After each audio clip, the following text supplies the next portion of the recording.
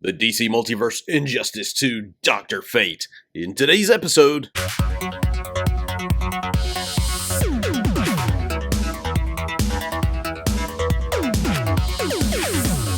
hey DC Collectors, welcome to a brand new episode of the show. Today we're taking a look at the DC Multiverse Dr. Fate action figure. Now, before we get into this review, if you will, hit that like button, hit that subscribe button, share this content, I sure would appreciate it. Now, let's break this guy down. First up, we're taking a look at the front of the package. As you can see, nice window box like all of the McFarlane Toys have. Side of the box just features Dr. Fate's name, Injustice 2 name, and the DC Multiverse logo. Back of the box features a nice look at the toy that you're getting, as well as a few of the other figures that are available in this line. Left side of the box features a nice window look into the figure, as well as Dr. Fate's name. Top of the box, not much to look at. Bottom of the box features the copyright stuff and the UPC. So with that out of the way, let's break him open and let's play. Here is Dr. Fate out of the package, so let's start by looking at the accessories. First up is this trading card that features an actual look at the figure. Not a big fan of that. Back of the card just gives you a look at a kind of a bio of Dr. Fate. This Dr. Fate comes with a flight stand, so it's not the traditional black disc base. You get the clear base here with the DC logo, if you can see that, one peg, or you get to put the thing together so he can stand, so he can fly. You just slide in place, open the little grippy things here, and of course then you can go to town putting it around his waist and giving him that flight pose. So now let's just take a look at the sculpting details on this guy.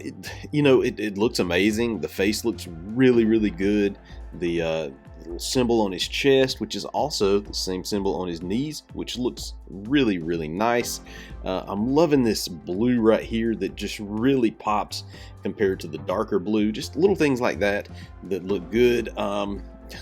God, we'll talk about that in a minute. The cape is a little bit different color gold. It's more of a muted, like I don't know, like it was left out in the sun kind of yellow, and it's really turned almost like this vanilla looking color, French vanilla looking color, which is, I don't know, it doesn't look, to me it doesn't look good compared to the gold that's painted on like the shoulder pieces, the helmet. It seemed like it should have been something different. Maybe they just wanted to break up the monotony of all the gold and give this a different color. I guess this is made up of that really nice plastic, is almost rubber type material. Thick in some areas, thin in others, like here where the folds are. It's a really thick piece of rubber. Then over here in the middle is sort of thinner. If you're standing this guy up, this is going to tend to make him lean, so set him up properly.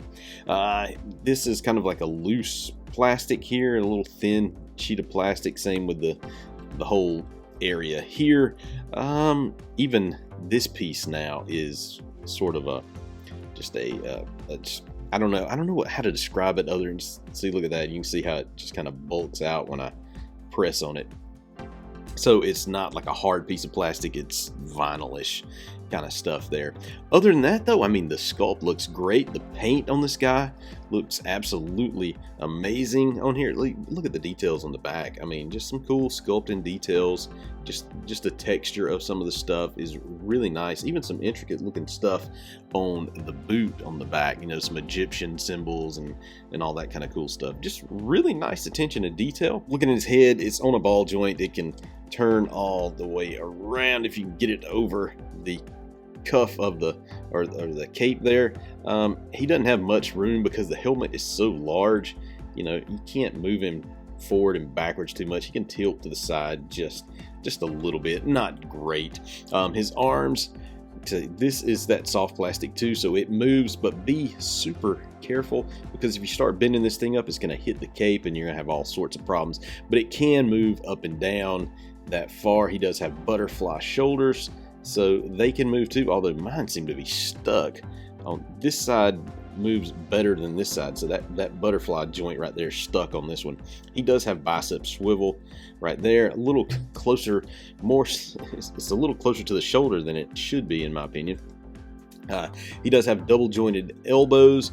Now look at this guy. This is where the figure ultimately fails for me. This joint, this was really loose too. I mean, it is so, look, just touch it and it falls. That is just horrible. It looks absolutely horrible. Why couldn't you have taken this gauntlet and moved it down, or just made it a little bit longer to cover up that awful joint? That is horrible. You take a great looking figure and you ruin it by putting those joints on it. I mean, it absolutely ruins the look of the figure, in my opinion. As far as spreading legs go, these pieces right here are going to keep him from spreading too far. He can get a good lift, or spread right there. There's no thigh swivel. He does have double jointed knees. He has the old McFarlane ball joint toe articulation. Now, one thing I will say is, again, like with this, you can see this joint. I hate it. If you're gonna have these big boot things, make them come down a little further to hide that. That looks awful, in my opinion, just awful. Let's see, he can turn at the waist. I forgot to do that, but I don't know. The other articulation is all hidden behind some of this stuff. All right, so this is the third Injustice 2 figure that we have gotten from McFarlane Toys. Of course, the other two, Gorilla Grodd over here, and of course, the Flash right here. Now, we do have a couple of different versions of the Flash and Gorilla Grodd. We have a silver version over here, and we have a white version of him. Also, we have a different Dr. Fate that's like a gold label, and he has like lighter blues in some places. But you know, the Injustice 2 line is coming along. I hope this is not the end of it. I'm hoping we're getting a few more of these, because these look really, really cool. All right, so that is it for this breakdown of Dr. Fate.